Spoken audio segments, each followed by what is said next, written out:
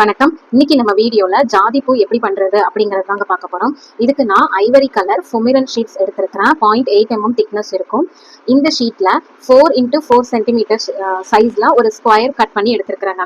இந்த ஸ்கொயர் ஷேப்ல தான் நம்ம ஃப்ளவர் கட் பண்ண போறோம். ஸோ இந்த மாதிரி நிறைய ஸ்கொயர் ஷீட்ஸ் நம்ம கட் பண்ணி எடுத்துக்கலாம். ஆக்சுவலா நான் 200 ஸ்கொயர் பேப்பர் நான் கட் பண்ணியிருக்கிறேன் இந்த ஷீட்ஸ்ல இருந்து. இப்போ நம்ம ஜாதிப்பூ ஃப்ளவர் கட் பண்ணிக்கலாம். இந்த ஜாதிப்பூ ஃப்ளவர் வந்து எப்படி இருக்கும்னா 10 பெட்டல்ஸ் இருக்கணும். அதோட எட்ஜஸ் எல்லாமே அந்த பெட்டல்ஸோட எட்ஜஸ் ஒவ்வொன்றும் ஷார்ப்பா இருக்கிற மாதிரி பார்த்துக்கோங்க. ஸோ இந்த மாதிரி ஃப்ளவர் கட் பண்ணி எடுத்துக்கலாங்க. இப்போ அடுத்தது இந்த ஜாதிப்பூக்கு வந்து நம்ம பிங்க் கலர் வந்து நம்ம கலர் பண்ணணும். ஸோ இது வந்து கேலரி ஆயில் பேஸ்டல் கலர் தான். அமேசான்ல வாங்கியிருக்கேன். இதோட நம்பர் பாத்தீங்கன்னா 257. இதோட நம்பர் கோல்டு பிங்க் கலர் எடுத்துருக்காங்க. இந்த மாதிரி நம்ம ஒரு காட்டன் டவல்ல வச்சு ஃப்ளவருக்கு நம்ம கலர் பண்றப்போ கொஞ்சம் ஈஸியாகவும் இருக்குது, பூவும் அழுக்காகாம இருக்கும். ஸோ அதனாலதான் நம்ம காட்டன் டவல் யூஸ் பண்றோம். இப்போ நான் ஸ்க்ரீனுக்கு பக்கத்துல வச்சு காட்டுறேன் பாருங்க. இப்போ நம்ம கலர் நல்லா தெரியுது. பட் சன்லைட் ரொம்ப ஜாஸ்தியா இருக்கிறதுனால கலர்ஸ் அவ்வளவா சரியா தெரியல காட்டன் டவல்ல வச்சு காட்டுறப்போ. ஸோ பக்கத்துல வச்சு பாக்குறப்போ பாருங்க கலர்ஸ் நல்லாவே தெரியுது. இந்த மாதிரி காட்டன் டவல் யூஸ் பண்ணிக்கிட்டோம்னா பூ அழுக்காகாமலும் நம்ம கம்ஃபர்டபுளாகவும் கலர் பண்ண முடியும். அடுத்தது வந்து க்ளூ கன் எடுத்துருக்காங்க. நம்ம யூஸ் பண்றதுக்கு ஒரு 5 minutes பிஃபோரே க்ளூ கனை நம்ம பிளக்ல மாட்டி நம்ம ஆன் பண்ணி வச்சுக்கலாம். அப்படின்னா வந்து நமக்கு க்ளூ வந்து ஸ்டாப் ஆகாம கிடைக்கும். இப்போ நெக்ஸ்ட் நான் 200 ஃப்ளவர்ஸ் கட் பண்ணி கலர் பண்ணி ரெடி பண்ணி வச்சிருக்காங்க. இதுல சென்டர்ல மைல்டா கொஞ்சமா தான் வைக்கணும், நிறைய வச்சிடாதீங்க. ஒரு சின்ன ஒரு ட்ராப் மட்டும் வச்சுட்டு அதை இந்த மாதிரி ஃபோல்ட் பண்ணி கீழே மட்டும் தான் டைட்டா பிடிக்கணும். அடியில வந்து தான் டைட்டா பிடிக்கணும், மேலே பிடிச்சிடாதீங்க. மேலே நம்ம டைட்டா பிடிச்சோம்னா அந்த க்ளூ ஃபுல்லாவே வந்து பெட்டல்ஸ் ஃபுல்லா பரவிடும். ஸோ ரொம்ப நல்லா எல்லா பெட்டல்ஸுமே ஒட்டி ஒட்டி இருக்கும், பூ மாதிரியே இருக்காது. ஸோ அதனால நம்ம க்ளூ கொஞ்சமா வச்சு அடிப்பாகத்துல மட்டும் 2 மடிச்சு அடிப்பாகத்துல நல்லா டைட்டா பிடிச்சிக்கணும்.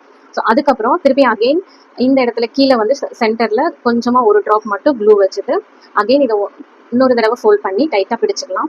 ஸோ இப்போ கீழே நம்மளுக்கு இந்த க்ளூவோட வேஸ்ட் வரும் இல்லைங்களா, இதை உடனே எடுத்துக்கலாம். எடுத்துட்டு ஒரு ஈரத்துணியில கையை தொடச்சிக்கலாங்க. அப்படின்னா நம்மளுக்கு அந்த க்ளூ ஸ்டெயின் இல்லாம நம்ம பார்த்துக்கலாம், நீட்டா இருக்கும் பூவு.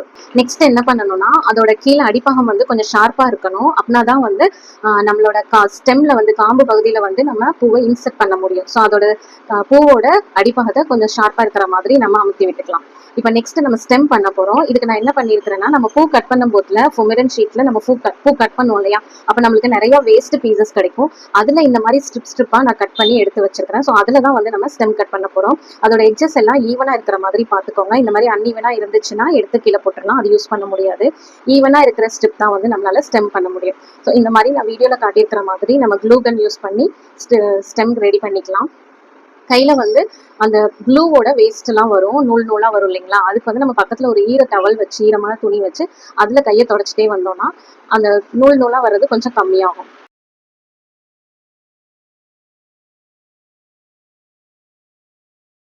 அதுக்கப்புறம் இந்த ஸ்டெம்மை வந்து நம்ம 1.5 சென்டிமீட்டர்ல கட் பண்றோம். ஒவ்வொரு பீஸும் வந்து 1.5 சென்டிமீட்டர் இருக்கிற மாதிரி எல்லா ஸ்டெம்மும் கட் பண்ணிக்கலாம். சில பேருக்கு 2 சென்டிமீட்டர் தேவைப்படும்.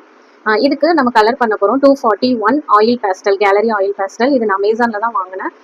அதை எடுத்து இந்த மாதிரி ஸ்டெம் எல்லா ஸ்டெம்க்குமே வந்து கலர் பண்ணிக்கலாம். அதோட டாப் அண்ட் எண்ட் எட்ஜஸ்லயும் நல்லா கலர் ஆகுற மாதிரி பார்த்துக்கோங்க.